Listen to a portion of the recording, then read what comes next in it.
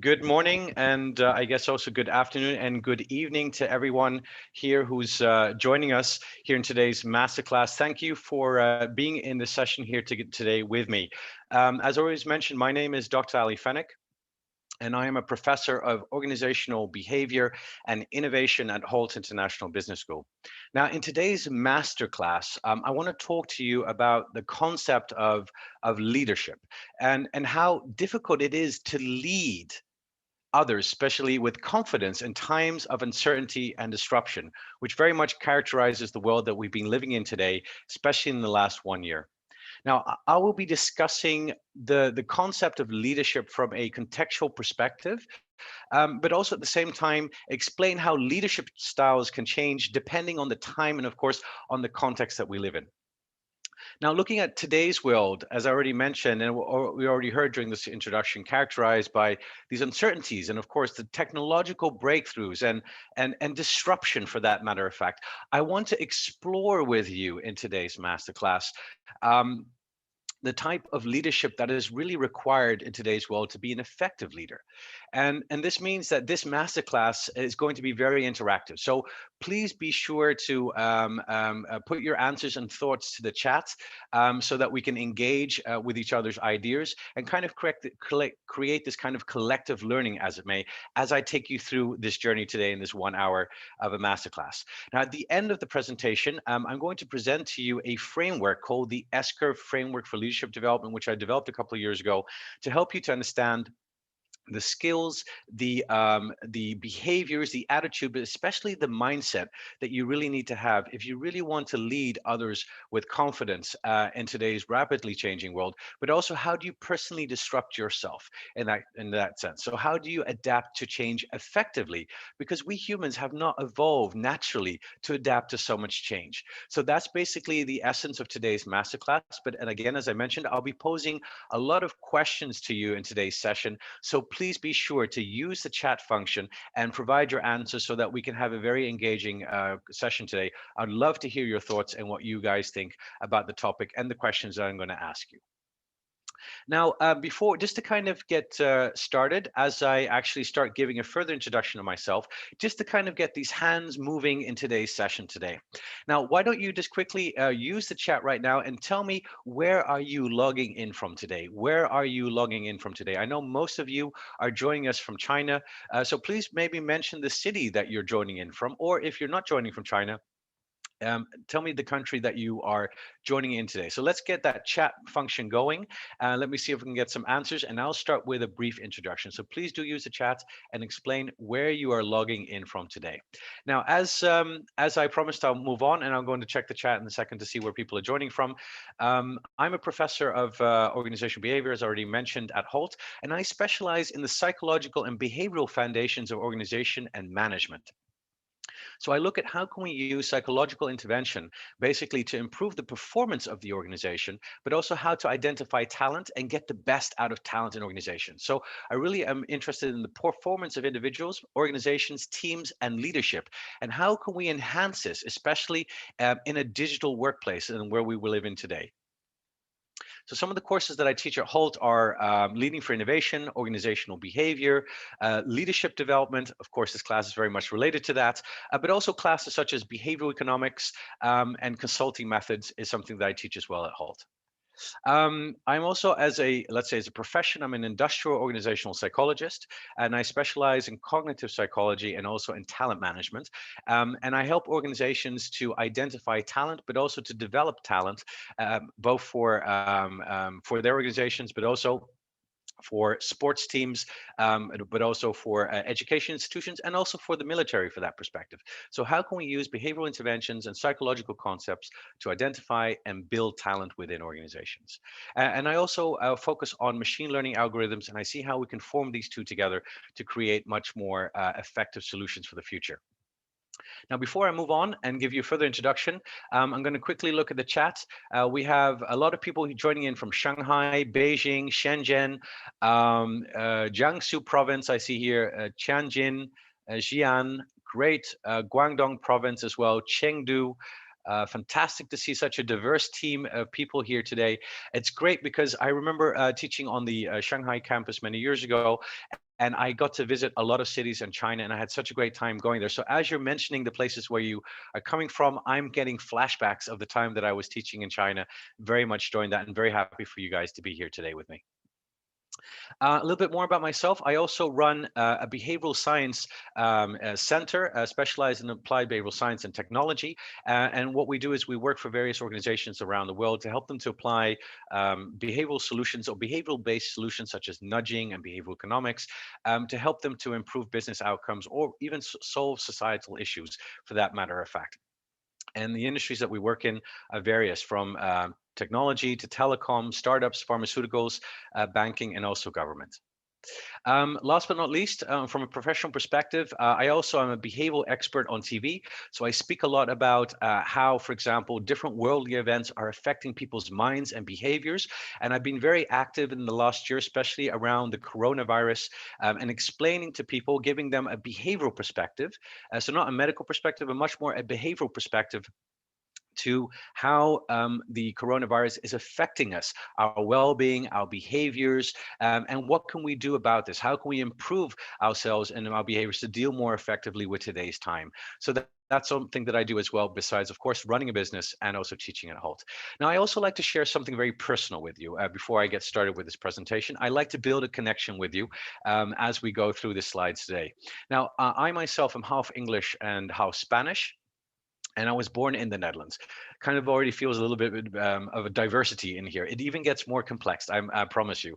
I have a very Arabic name, as you can see. So my name is Ali Fennick. My full name is Musa Ali Fennick. But no, I'm not Arabic. There's a beautiful story behind this. It has to do with my parents. It's a love story between them, and the Arabic name came from somewhere in the past, and they bestowed that name on me, and so that's why I have that name. Not Arabic, didn't convert, but that's the name that I've received. So that's something I wanted to share, something personal about myself with you. I love sports. At the moment, I've been addicted to sports ever since I was a kid. I used to be a gymnast when I was younger, but now I'm currently in the Netherlands, so we're now in a lockdown situation. I don't know how the situation is in China, so all the gyms are closed, and it's very frustrating to not be able to do sports. But that's something personal about me. I love doing sports. I'm very sports addicted. I love sushi, by the way. Is there anyone else that loves sushi here? Let me know in the chat if you also are a big sushi fan. I love fish in general, but sushi I love because I used to live in Japan for many years, and I worked also for a Japanese organization. And so I speak Japanese. I'm fairly fluent in Japanese reading and writing and also speaking. And when I went to China and was teaching in China in the past, I tried to learn Chinese. It was very difficult for me, but at least the characters, there was some similarity that I was able to understand what was written, but unfortunately I wasn't able to speak. So that's something about me very personally. I like to kind of give a personal touch before we actually get started with today's presentation. Very good. So what are we going to talk about in this next hour, or kind of like 40, 45 minutes? The first part of this conversation is going to be more about how to put leadership into context, right? So understanding this concept of leadership, but how do we put this into context? We can imagine that leadership changes depending on time and environment. So I want to talk a little bit more about the historical involvement of leadership very briefly, but that also helps us to understand leadership in today's world. What kind of leadership is required today, and how different is leadership today versus, let's say, in the past? The second thing that I want to talk about today is today's changing nature of work and how we are now currently living in a rapidly changing world characterized by data, technological revolutions such as AI, blockchain, robotics, etc. And what type of leadership or what kind of skills do we need to have to be a successful leader or just a successful person in today's world? And finally, I want to introduce to you the work that I've done, the scientific work that I've done as well, that has accumulated to the S-curve model, the S-curve framework of leadership development. In other words, how do we develop leaders to be effective in today's working environment? And I think in this investigation, a lot of research development programs that I've seen around the world, they do a great job at preparing leaders to be more self-reflective, know who they are, and build the kind of tendencies or the skills that you need to have to be an effective leader. Effective communication, leading others.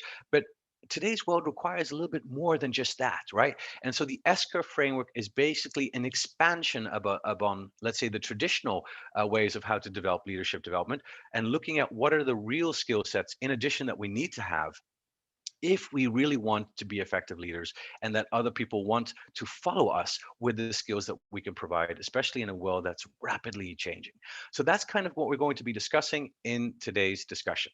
So let's start from the beginning. In the last 70 years, we've gone through four different eras. We've gone from the industrial era to the service era, from the service era into the knowledge era, and from the knowledge era into the digital era that we live in today. In as little as two generations, manpower has changed into mind power. And basically, those who are able to rapidly adapt and acquire information and apply that information in a rapidly changing world are going to be successful in today's business environment. This means also in the last 20 years, the change that we've experienced in the last 20 years has been more extensive than the change that we have experienced in the last 200 years. And this means that the rate of change is outpacing the rate of learning. So our abilities to adapt and learn and continuously learn is very much needed if we want to continue to be relevant in a world that is characterized by change and disruption, for that matter of fact. But also think about these four different eras: the industrial era, the service era, the knowledge era, and the digital era, all being enabled through technology at that time, how it changed the way we work. How did it change the way we think? But also, what kind of leadership was required in these different types of eras, right? What kind of leaderships were required? I'm going to ask you that question in a second. Now, if we look at the skills in the 20th century, right, in the 1900s, from 1900 to 2000. So in the 20th century, if we look at the skills that were majorly required, that majorly our organizations were requiring from people, but also education institutions were formally focusing on developing, were mainly the skills of technical skills, deep specialization, mathematics, communication skills, but also it had a very teacher-centered approach, right? So very much the command and control approach to how people should engage with the organizations, with their leaders. And that basically meant that a lot of these skills are mainly IQ-based skills. Now, in today's world, these skills are still very much required, but we also have to look a little bit later what other skills we need to have to complement these IQ-based skills that were mainly born from the Industrial Revolution. Now, here comes my question to you. Please use the chat here for the first question that I want to ask you is, which leadership style do you feel or have experienced, or do you know prevailed in the 20th century business? So which leadership style prevailed in the 20th century business? Based on what I've just explained to you before, think about what kind of leadership style was very much the way to lead organizations in the 20th century. Just think of in your own country in China, but also other countries around the world. Let's try and make this a cross-cultural investigation, right?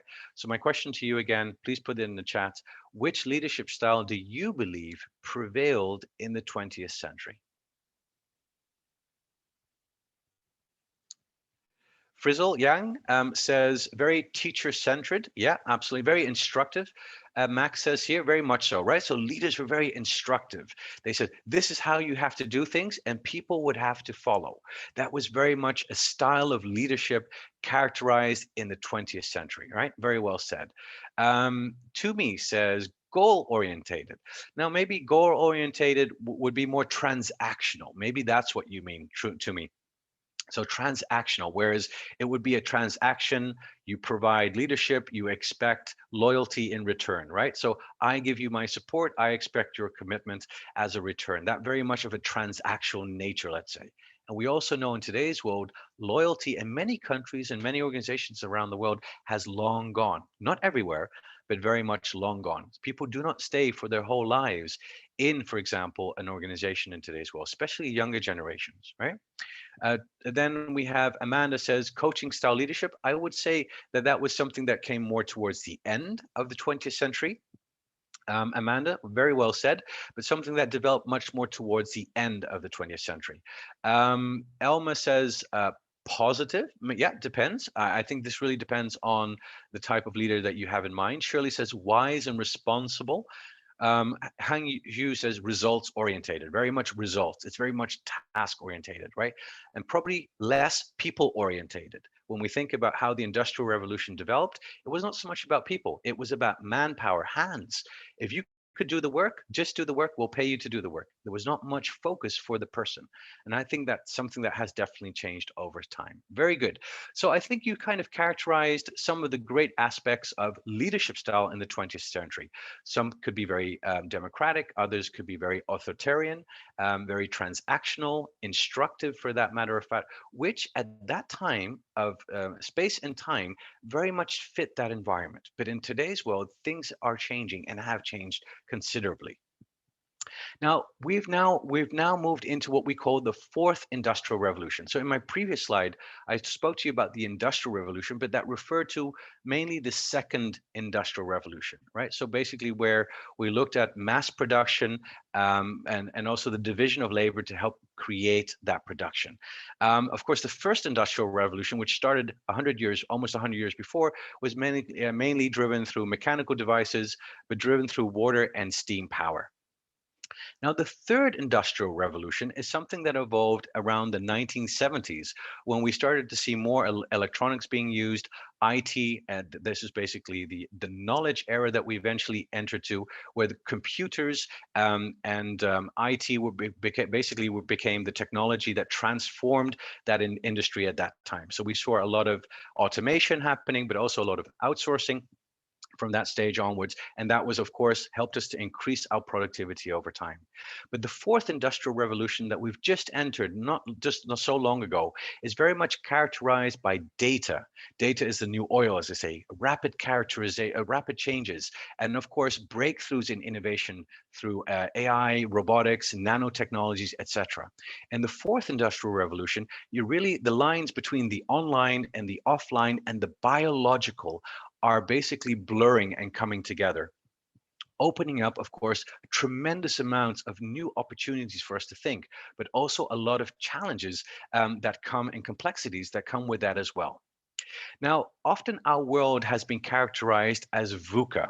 You might know this acronym, but VUCA stands for volatile, uncertain, complex, and ambiguous. Now, when we think about the world that we live in today, we can really resonate with this term VUCA. It seems to be very volatile and very uncertain, right? Uncertainty has become this buzzword everywhere that we go around. So how do organizations lead in a world where they cannot see where the future is heading to, right? That foresight and not being able to predict what's going to happen tomorrow. So that characterizes the environment that we live in today, but also the times that we live in today. Now, this is a chart of the S&P 500 index, and this just shows the average lifespan of companies from 1965 to where we are 2020 today and prospectively to 2030. Now, as you can see from this graph, there's a linear decline in the average lifespan of an organization. So how long an organization exists. Now, this is due to the fact that organizations more quickly get acquired, disappear, become disrupted. And what was once won by the biggest and the strongest and the tallest of organizations is now being won by the most rapid, the most innovative, the most agile. Now, even a more shocking data point here, if we go back to 1929, the time that they started to record the average lifespan of companies on the S&P 500 index, also the year after the Great Depression, the average lifetime was about 65 years. So you can see the decline in about 80 years, or let's say 100 years, from about 68 years to about 15 to 20 years today, with that number even declining even further towards the future. So change is amongst us. It is become the new constant. So also not only our environment needs to change, but how do we change as leaders, as people, to adapt effectively to this environment? Now, my question to you guys is, I know a lot of you here joining us today have a job, are working professionals, or even leaders of organizations, right? Now, I want you to think about your job for a second. Think about your work. What do you do? Okay, maybe you can write it down in the chat. Maybe you can give me your position, what you do, what kind of work did you do? Or maybe if you don't have a job just yet, what kind of job would you like to do, right? What kind of job would you be eager in engaging with once you finish your studies, if you haven't engaged in work as of yet, right? So think about that for a second. I'm going to see what you guys put up in the chat here. Let's see. We have Gao Yan says is project manager. Wendy is an accountant, right? So yes, project management, accountant. I'm a professor. I have multiple hats on, as you can see. I'm a professor and also a business owner. Let me see what else you can come up with in the chat. So maybe you can just mention quickly the type of job that you would like to have towards the future, or maybe the job that you have today.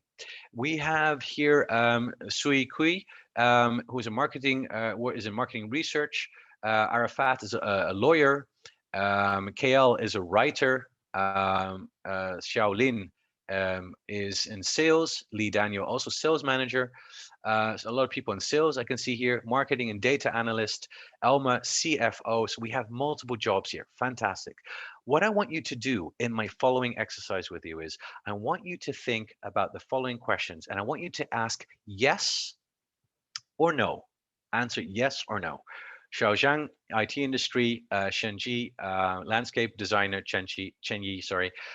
We have industry, IT industry, chemical engineer, fantastic. A diversity of different jobs that we have here, fantastic. So if you don't have a job just yet, think about the future job that you would like to have. What would you like to have in the next couple of years? What kind of job or role would you like to have moving forward? So as you think about this question, answer the following questions. Answer the following questions related to this job that you have or you would like to have. Here goes. Now, can your job today, or if you don't have a job, your future job, can it be outsourced? Maybe you can just put it in the chat, yes or no. Can your future job or your job today be outsourced? So outsourced means that your job is being done by someone else in another country. So can your job be outsourced? Okay, most of you say yes, right? Most of you say yes. Perfect, that's great. Here comes fantastic engagement here. Here comes the next question. Here comes the next question. Can your job be automated? Can your job be automated? So can your job be done by a computer, or parts of your job be done by a computer, right? This is an interesting question, and it gets you to think a little bit about what you're doing today, or what kind of job would you like to do in the future, right? Some of you say yes, some of you say partially, some of you say no, right? Here comes my next question. Here comes the last question. Can your job be supervised? Can your job be supervised? That means that, does your job have a boss or a manager, right? Can your job be supervised? Most of us have managers, I guess, right? Unless we want to be an entrepreneur, or we want to work for ourselves. Yeah, most of you in this case are saying yes, right? Most of you in this case are saying yes. Well, I've got something for you. If you said yes to any of those three questions, not all of them, but to any of them, robots and AI are coming for your jobs.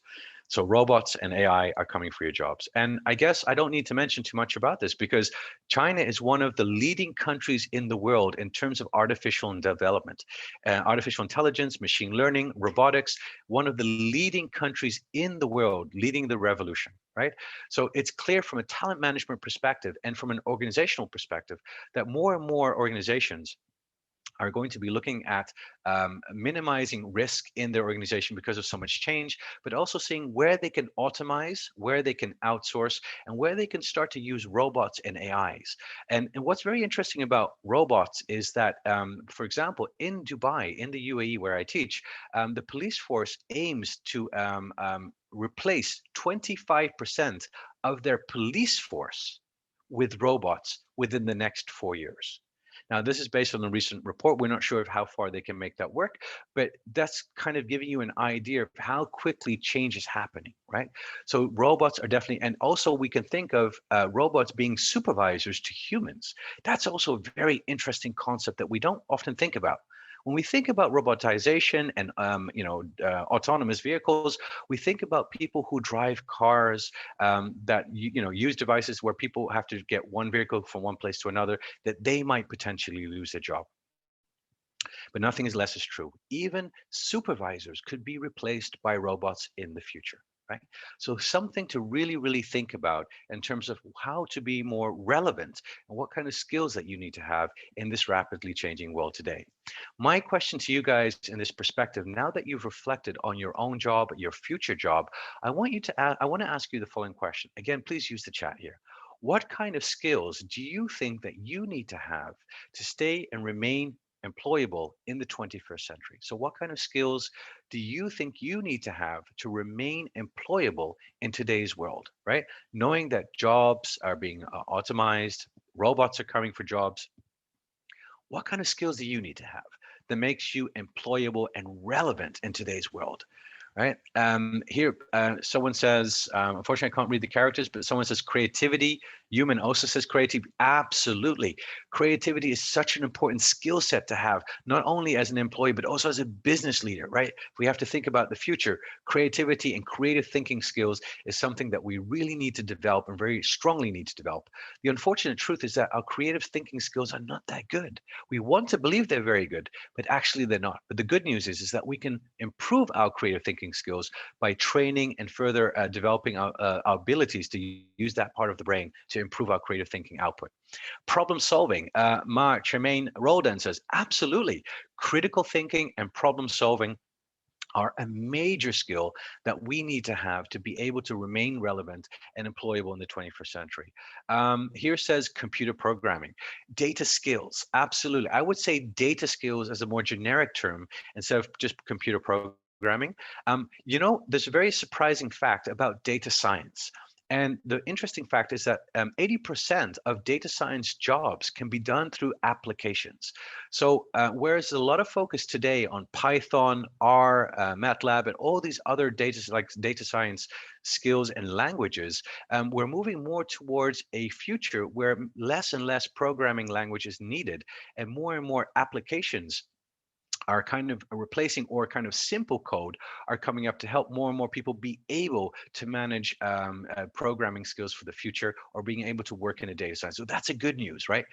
Programming is really important, but the good news is that even if you don't have any programming skills, you can still work in a data science job, as a lot of applications are helping us to be able to do that. So that's the great news.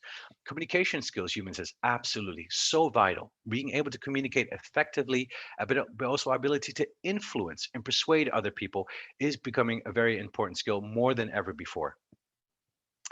Fast learning, Lee Daniel, I love that, right? Rapid learning. Can we learn quickly, but can we also unlearn quickly? Can we let go of what we once believed was true and no more is true in today's world? So that's also very much a skill, learning quickly, but also being able to let go of what we once knew if it doesn't work in today's world anymore. And that's something that is very, very difficult for us as human beings. Wendy also says communication skills, innovation. Brown says learning skills. That's very interesting. Learning how to learn. Whenever do we actually learn how to learn? When do we learn how to improve our brain capacity? One thing that I teach at Holt is this concept of learning how to learn. How can we improve our memory? How can we improve our learning skills? How can we improve our critical and creative thinking skills? Brain power in today's world is so important. And learning how to learn is, I believe, a very important topic that does not get addressed in many business schools, will do in the future. And it's something that I love to teach. I love to help you to understand how the brain works and how can you improve your capacity, your memory, but also your cognitive capacity through different interventions. Absolutely great point made here. Quickly move on into personal skills. Amanda, you're absolutely right. Emotional intelligence, but also your ability to be able to know yourself is very important, but also to understand other people. And on that basis, to connect with them, but also to engage with them, right? Very important. Open-mindedness, mindset, very well said. Learning, crisis management. Tom, fantastic. Lily, exactly. Empathy skills, very well said. To me, data interpretation, inclusiveness. Yingli, I love what you said here. Inclusivity is so important in today's world because we're seeing now more and more that companies are finding such a difficult time to find the right talent. And in today's world, it's an employees market, basically, that you can choose as an employee where you want to work for, because a lot of organizations are finding it extremely difficult to find the people with the right mindset, but also with the right skill set. And that means that organizations are adapting so much more to what how can they make their employees feel that they can bring themselves to work? How can they feel that they can be the best versions of themselves? And inclusivity is such an important thing in terms of diversity, thinking styles, ages, orientation, beliefs, and providing a workplace where people feel safe to be themselves is extremely important in today's working world. And you're absolutely right. So adaptability, guys, you're doing a fantastic job. I'm so happy with the answers that you're providing here. It's amazing to see this engagement, the resilience, fantastic stuff here. These are exactly the skill sets that we need to develop if we want to remain relevant in today's world. Quickly moving on, just in light of time. So just kind of reflecting back in some of the interesting developments that have characterized our past 40 years. Now, if we look at the development of cars and fuel engine efficiency, if we look at car production, but also plane production for that matter of fact, we see that the formation, the style of the design of a car, but also basically the improvements that cars have made in the last 40 years has not been that great, right? Fuel efficiency on average has improved by 43%. So that means if you could drive 40 years ago from one city to another and you'd have to refuel. With this improvement, it means that in the last 40 years, we've improved the fuel efficiency that we can ride from that city to another city and back again. That's basically been that linear growth improvement that we see mainly in the car industry, but also in the airlines industry. But now when it comes to computers, we see a totally different story. Now, comparing the computational capacity of computers and also their storage capacity, we see that that growth has been exponential. That means in the last 40 years, storage capacity and computational power of computers has grown up more than 1 million%, right? More than 1 million%. What does this mean? That means today, a smartphone, which costs maybe $500, basically has the same computational power that a computer had 40 years ago, worth $1 million, right? So worth $1 million. Today's world, we have that same capacity of $1 million 40 years ago for $500 in our hands right here, right now. So that just shows you how digital technology has really rapidly changed, but also it's disrupting existing industries. So again, this linear curve reflects kind of that very slow growth progression that many industries have made. Type of leadership style that's required there is very much a different style than is required in a digital industry. Now you see this short curve underneath that's called the deceptive growth or the learning curve that a lot of digital organizations or digital companies and businesses go through until they find that right fit of technology, fit with the market, and where a lot of original traditional businesses might say, well, that technology is not that good. But because of that ability of technology to, and especially digital technology, to grow so rapidly, over time there is that cross point that digital technologies cross the linear technology, and by that time their growth is exponential and cannot be stopped. And this is one of the major reasons why we've seen many industries disappear overnight. For example, Kodak, who had an analog camera, completely got disrupted. Its industry got disrupted by the digital camera. There are many other examples of organizations that have been completely disrupted because of digital technologies. And now we call this kind of rapid growth curve an S curve. This is called an S curve. And an S curve means that you start slow, you learn going through a natural learning curve. And once you meet that fit with the market, you've got the right technology, the right price point, and the right proposition that companies or people, customers really want to have. That's when a rapid growth sets in, much more than a linear growth curve that we're normally that we have in a traditional life cycle. So this is rapid exponential growth, but also the backside of this, there's a rapid decline. This also means after a rapid exponential growth, there's a rapid decline as well. So when it comes to digital businesses, they enjoy a lot of growth, a lot of revenue growth, but also they understand that once they reach a maturity level, they have to reinvent themselves, right? They have to come up with a new S curve so that they can become and remain relevant in today's world, because competition is just around the corner. So how do you come up with that next idea? And so design thinking and creativity is such an important element to help us to think of, how can we solve this problem? What can we do next? What is that next thing that we have to develop to remain relevant in today's world? So to give you an example, this could be, for example, when Didi started and entered the market. Didi, of course, the Uber of China, right? Didi, fantastic. I use Didi everywhere when I'm in China. So Didi is the app that you would think of how they initially started. They first got to understand what was the market demands, how could they adapt to the environment, the legal registrations, legislation, etc. And over time went through this rapid curve. But eventually over time, they have to start thinking, what would be our next move? Will we face competition? What could we do next that could build upon our existing capacity to come up with that next S curve? And then that could, of course, be another design thinking round. And that, of course, would be Didi Food, which I believe started in 2018, right? So about 3 years ago. So Didi Food would be that next S curve, and then they would enjoy that next S curve, exponential growth, and of course capture more market with their existing ways. And maybe to the future, maybe in the next couple of years, we might even see Didi drone delivery service, for example. That could be the next S curve. So as you can see, digital technologies have to go through rapid change, but also they have to reinvent themselves.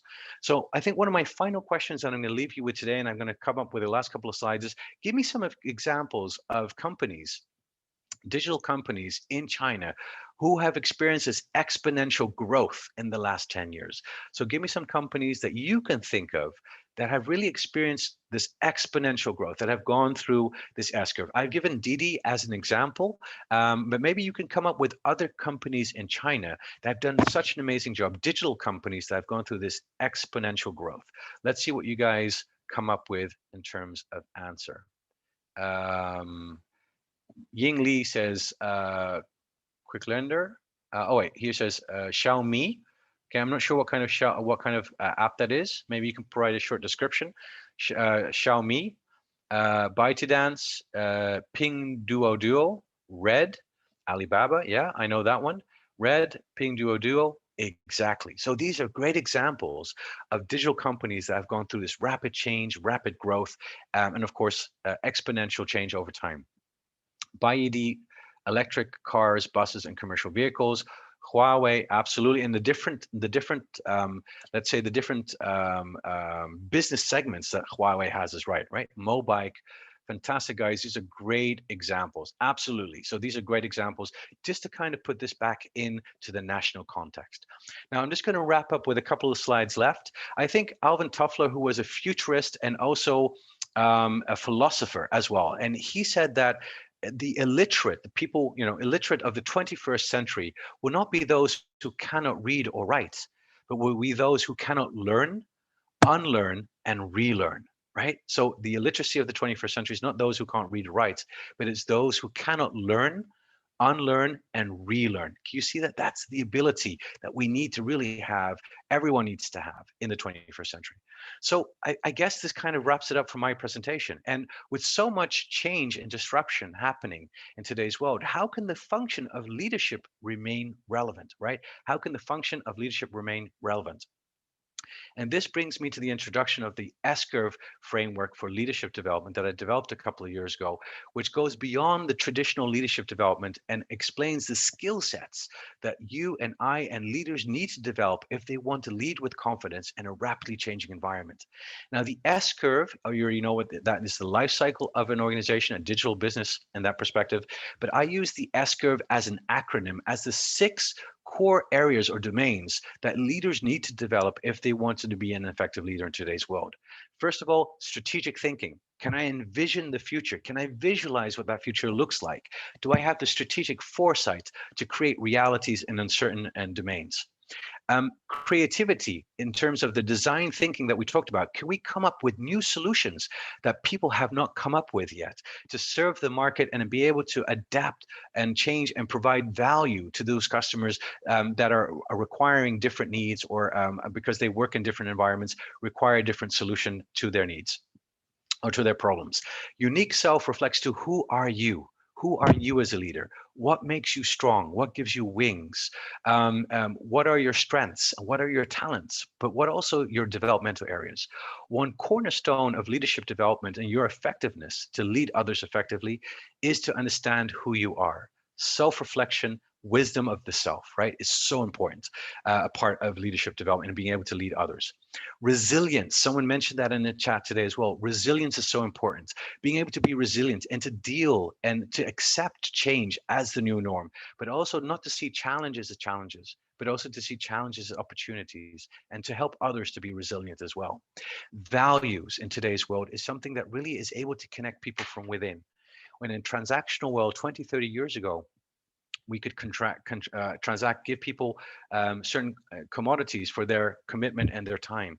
But in today's world, there's not much loyalty left. So how do we create this connection with people through diversity and inclusion and a sense of belonging? How do we connect people from the inside? And we all share values. So connecting people through values, common understandings, morals, and ethics is a great way to keep people together, bind it together from within, which goes actually from beyond. And the last thing is about experimenting, learning, being okay to fail, always wanting to learn and try new things, and always trying out a new way of thinking about how to make things better, right?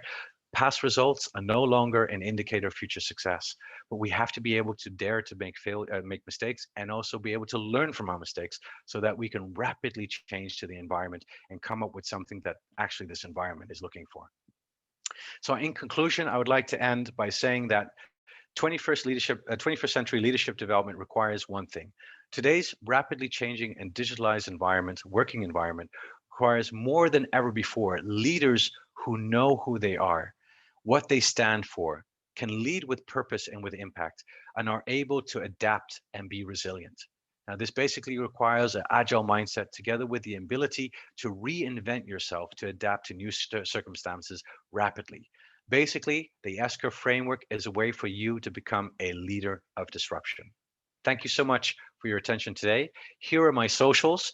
I'll open it up for Q&A. If you have any questions, I would love to hear from you what your questions are and provide you some answers to that. And also remember, I only had 40 minutes or 50 minutes with you today in today's session. I would love to continue this dialogue with you. Now, I don't have WeChat and the other applications, but I do have the other socials such as LinkedIn or Twitter or also Instagram. If you can't reach those, you can always reach me through email. I'll be more than happy to have a conversation with you to continue this conversation moving forward. But other than that, thank you so much for your attention today. You've been amazing. And let's open up for Q&A.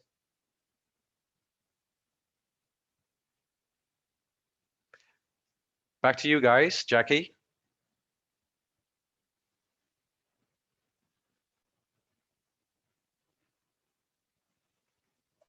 Let me see here.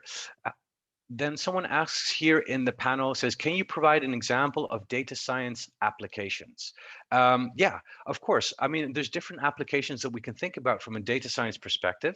I think as the world is becoming much more digital, I would say that really understanding the value that data brings to us is not just the data that we collect and we aggregate, but it's very much what we do with that data. So what we call repurposing the data, which brings tremendous value to organizations. So organizations or individuals who know how to use the data and repurpose the data to create new products and new services or new functions on an application, or to derive new insights, for example. That's where a lot of the value comes from in many organizations today. So the reason, for example, that companies like Alibaba, but also, for example, I guess Amazon, or the equivalent back in China, are worth so much money is because they collect data, but at the same time, they also are able to repurpose that data to create new features and new functions and new devices or new solutions that create so much value, right? So data, as they say, is the new oil or the new electricity, as it may. So how do we use that data and repurpose that data? So I hope that answers your question of an example of data science. I would give you one more from my perspective. as a behavioral scientist, because I'm very interested in behavior of people, I love to see how we can use machine learning and artificial intelligence with behavior to make predictions of behavior, or how can we influence behavior through machine learning applications. So these are just many, like one or two of many, many examples that you can think of how to apply data science into a real world setting. So I hope that you've been able to, those answers have been able to fulfill your question. Amanda says, thanks, Dr. Ali. Could you please help us understand what is disruptive leadership? A great question. I mean, I use the kind of like this term disruptive leadership as kind of a buzzword, right? We have a lot of these buzzwords in the world, but I think with disruptive leadership, it goes two ways. First of all, understanding the environment, right? Because remember what I said at the beginning of today's presentation, leadership is context dependent. It really depends on the environment and the context. And now being in the fourth industrial revolution, where we're characterized by so much change and innovation breakthrough, how as a leader can you facilitate this disruption? Remember going back to the S curve. How can you be, let's say, pretend you're a leader of or the executive board of Didi. How can you help your organization and your customers come up with new value in a rapidly changing environment where there's a lot of competitors, not just traditional competitors, but non-traditional competitors that are entering the market? And how can you provide that disruption there? But from another perspective, disruption also means about yourself. How can I disrupt myself? And with disruption, I don't mean something negative, but I mean something in the sense of how can I adapt to change much more faster? As I mentioned also at the beginning, we humans have not, neurologically adapted to change so rapidly. We don't like to change, right? Change for us is something a lot of us do not try to engage in too much. We like stability and we like balance very much. And so being able to be relevant in today's world, we have to learn and change new things and change our thinking or change our approaches and dare to sometimes let go of what we once did, right? To be able to reach that next level. And that's very difficult. And I think that's the other conception of what I mean with personal disruption. Are we able to disrupt ourselves? So I hope that that answer helps you to understand this concept of disruptive leadership. Let me see, what else do we have here as a question? Tumi says, hi, Dr. Fenwick. How can we provide tangible methods for showing value of resilience, empathy, and other soft skills in the company? How can we provide tangible methods for showing value? Well, I guess, I mean, I think the question is here, how do you show up with empathy skills and soft skills and resilience? I think that's what your question is. I'm not sure if maybe you want to further elaborate on that one, but I'm guessing, like, what is the value that those skills have, the resilience skills, the soft skills, and empathy? Now, when there's this kind of war for talent, right? Organizations need to have a lot of people work in their organization. But when I'm speaking to leaders every day, I speak to different organizational leaders, and they tell me that one of the hardest things they can do today is to find the right people with the skill sets, such as the technical skills maybe, or the language skills, or business skills, critical thinking skills, etc. But they say the other thing that they find so difficult today is EQ, emotional intelligence skills, empathy skills, ability to influence other people, ability to feel the other person, that you can influence them or engage with them or build relationships in today's world, right? So they find a very hard time to find people that have all of these skill sets together. So I think when it comes to empathy and it comes to soft skills, further developing those skills is very important. But the value of that is tremendous, right? I mean, there's already studies that show that it's really your success in business doesn't really rely on your IQ based skills that we learned before, but is very much dependent on your EQ based skills, your mindset skills. That is really what will drive your success, especially in a world that is very much focused on human relationship, this inclusivity that is so extremely important. I'm not sure if I answered your question completely right. To me, it depends on how you phrase it. If you want to rephrase your question, please do. I'll try and take a look at that a little bit later, and I'll move on to the next question. Sending you, okay. Lee says, do you have any specific ways to make colleagues? Oh, wait, I had lost the question. Sorry, here's the full question. Do you have any specific ways to let colleagues who dislike begin to like you after getting promotion? Ooh, this is a difficult question. You know what's very interesting about this question? This has to do, in some sense, with human nature, right? It has to do with, I guess, with politics and some, and internal politics, like the internal relationships in an organization, not politics in general, but I mean in the organization, and also human dynamics, team dynamics in organizations. Yeah, and it's very sometimes it's very true that maybe because you got a promotion, that other colleagues might be envious of you or might not want to be happy for you because you had that promotion, and that's sometimes very hard to overcome, right? People's reactions to situations can be very different. The one person can be extremely happy for you and say great job, and the other person says, nah, I'm not happy for you. So how to deal with this is very difficult, but I always believe that maintaining strong human relationships with people and solid connection, especially in today's world where we have to work from home a lot, but trying to maintain a positive relationship with another person is very important. And I think why people sometimes become jealous or envious of maybe your success is because it reflects something back to them that makes them fearful, that they don't recognize, and that makes them fearful.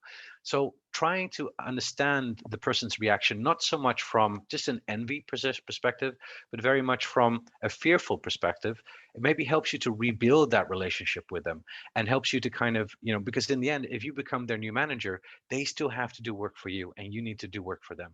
So trying to find more time to build empathy and relationship with your colleagues is very important. So that would be my answer to you. There's no straightforward answer to this, but that would be my suggestion. Let me see what other questions we have. Lily says, thanks for your interesting presentation. As an entrepreneur, should we be a dreamer or a doer? I love that question, Lily. That's fantastic. I'm an entrepreneur myself, and I would say that I think both are very important, right? Both are really important. So being able to dream big, but realistic to some extent, but still being able to dream big is really important. And when we talked about, this kind of strategic thinking as part of the S curve, it's very much that foresight. How do we see the future? And this ability to envision the future, to have this foresight, is an extremely important skill set to have today.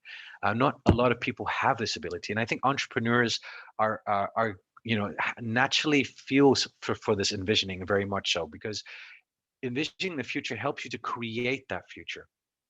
There's a lot of research around quantum dynamics, for example, which says that not only that we envision the future, that we work towards that future, but in that theory, the future also comes to you. I mean, it's kind of abstract in that sense, but it's interesting to think about that, right? The ability to vision the future, work towards that future, and also doing. That's why that doing is so important. You can envision, but if you don't do, nothing's going to happen. So those two come together are extremely important. And I recommend anyone, not just entrepreneurs, but I would recommend anyone, especially leaders, to envision the future, but also to start working towards it. The more you do, the more it's going to come back to you. Let's see, I'll take one more question and I'm going to wrap it up and pass it back to my colleagues. The final question here is, could you please give one practical advice regarding each skill set mentioned in the Leadership S model? I think I can do that quickly. Elva, is that okay? Just to quickly reflect back on the S-curve model, to give one practical example for each one. Do we have time? Yep, you can go ahead, no problem. Okay. So let me quickly go back to the S-curve model so that everyone can see it. So the S stands for strategic life planning. Now, in the practical examples, think of organizations, right? Think of organizations that do this strategic planning. They have this vision, they have the mission, they have the goals, the strategy, and the behaviors and the actions, right? So think about what companies do to kind of envision where they want to go to. So how can we use the same template that organizations use and apply it to ourselves? So ask ourselves, what is our vision that we talked about? What is our mission? We don't really think about having a mission for ourselves, right? So think about that, having a mission and a vision for ourselves. And then what are our goals? What are our short-term goals? But more importantly, What are our long-term goals? Where would we like to be in the next 5 years? And how can we use these S-curve or multiple S-curves to get to that future, knowing that there's going to be so much disruption and that achieving that 5-year goal is going to be very hard to do, right? So maybe we can come up with multiple strategies to get to that goal. Say, for example, you want to work in data scientist and you now work in HR. Maybe your first S curve is to do a data science course online. Your second S curve could be doing an internship at a company. Your third S curve could work on a project for within your organization. And your fourth S curve could maybe even set up your own data science company.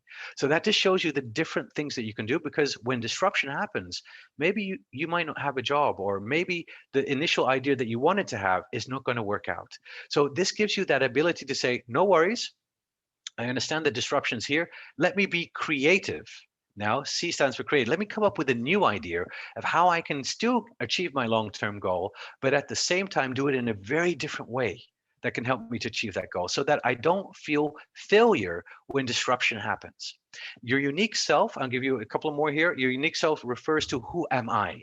That big question. Who am I? Who am I in this space and time? Who do I want to be? How do I want to make an impact on this world? How do I want to positively affect others? Having that deep introspection is really important. In my classroom, I spend days on asking you questions of who you are and who you would like to be. It's a beautiful exercise to really understand who you are, because it is the foundation of your leadership potential. When you lead others, you want to lead with authenticity. You want to lead with your values, brings your values. You want to lead with your conviction. You also want to lead with your life story. All of us are different people. All of us have different backgrounds. All of us have different life experiences. And 70 years of leadership research shows us that there's not one style that makes us an effective leader. It is our authentic stories that make us the most effective leader if we find the right environment to work in. The resilience example is, how can you learn to bounce back from adversity? So if you experience a difficult situation, a setback, or maybe a challenge in the S curve, how do you deal with this? Do you move away? Or do you come back and you learn and you get better from this, right? So that's the resilience part. Sometimes we need to have challenge in our lives to make us much more stronger, right? We need challenge to grow. Remember that. Don't walk away from challenge. Embrace challenge. And remember, if you face a challenging situation, always remember, what does that situation tell you about yourself? And the last one is experimentation, right? So coming up with new ideas. Maybe, for example, if you want to create a job that doesn't exist yet because you believe that could be an S curve to help you to get to your future. So could you design a job that doesn't exist, but what could give you the feeling of what it would be like to have that job in the future? So those are some examples that I've given to you that can help you to think about how to be much more of a successful leader in today's world, that kind of characterizes this disruption from the inside, but also gives you the abilities to lead with confidence.